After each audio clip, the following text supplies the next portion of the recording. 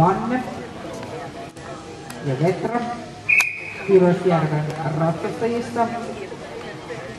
Valmistautuu Rene Horkama ja Reat Tulisalmi.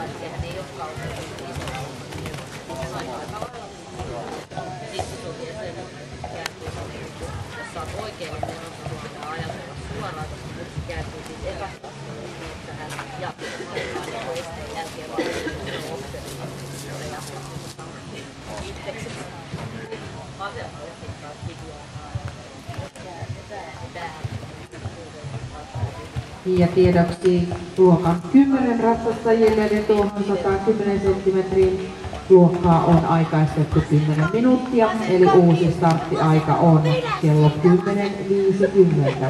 Eli luokan 10 ratsastajille tiedoksi luokka alkaa kello 10.50. Kato joku just siellä sitä hallia, kun siellä Silverin oli halli, siellä teki itse. Siinä oli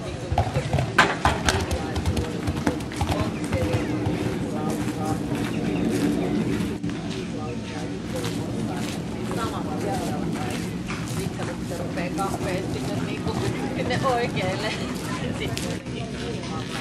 Siinä näkyy hyvin siinä yhdellä videolla. Oksereissa pitää aina istua päällä vähän se vetää siihen siellä, että se tekee sellaisen sitten siellä okserit päällä, että se heittää irti satulasta vielä kerran. Sitten tultiin sinne seuraavalle ja sitten tuli kolmossa ja sitten wow. Ja sitten mä istuin siellä seutan päällä ja takakerrossa täällä.